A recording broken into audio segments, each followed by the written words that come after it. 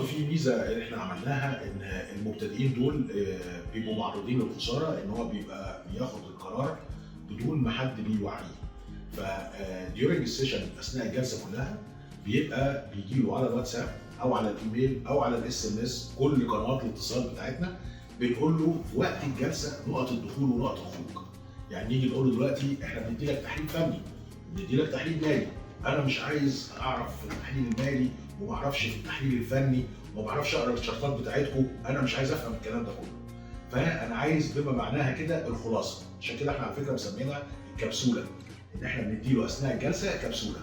طلعت مصطفى لو جابت 8 جنيه و90 قرش خش، يعني لما هي دلوقتي 8 جنيه ونص وعماله تعلى، جابت 8 جنيه 89 مالكش دعوه بيها.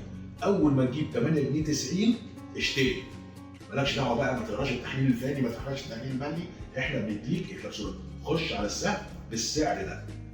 طب بعد ما خشيت بالسعر ده اعمل ايه؟ نقول له مثلا نص الكميه هتبيعها على 9 جنيه وربع.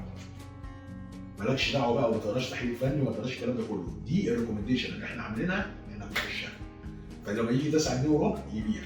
طيب بالمناسبه بقى في الابلكيشن الاخرى هيقعد مستني كده حاطط ايده على خده ومتابع الشاشه لغايه ما تجيب 9 جنيه وربع. لكن عندنا في ميزه الاوردر الاوامر المشروطه، ان انا لما بيجي لي التقرير ده باجي اقول طلعت مصطفى لما اخر سعر يجيب 8 جنيه 90 خش اشتري. يعني لما بتجي له الريكومنديشن دي يقدر يخليها اوتوميتد على الابلكيشن فورا. يعني انا هفترض ان المعلومه دي جات له من شركه ما وعنده ابلكيشن غير الابلكيشن بتاع دول، المفروض انه يعمل ايه؟ يقعد حاطط عينه كده على الشاشه لغايه ما تجيب 8 جنيه 90 عشان يبتدي يحط اوردر. ممكن يكون ساعتها الموضوع عالي منه.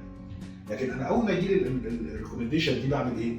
بروح داخل بقول يا جماعه طلعت مصطفى لو اخر سعر فيها جاب 8 جنيه 90 خش حط لي اوردر 10000 سهم على 8 جنيه 90. فيبتدي ينزل الاوردر اوتوماتيك. طب لما يقول لي بقى 9 وربع اول ما اشتريهم اجي اقول له السهم ده لما يجيب 9 وربع خش بيع لوحدك. فاحنا بندي له ريكومنديشن في ساعتها، بنقول له التكنيكال بتاعنا ايه والفاندمنتال بتاعنا ايه، مش عارف تقراهم ومش عارف تخش توجع دماغك فيهم، انا بديك الكبسوله بديك الاوتوميشن بتاعها ازاي تنفذها. بدل ما تقعد قدام الشاشه كده بالثلاث ساعات والاربع ساعات او وتكون في الساحل وتكون مش واخد بالك، الريكومنديشن دي تقدر تاوتوميتد عن طريق الاوامر السمارت بتاعتها.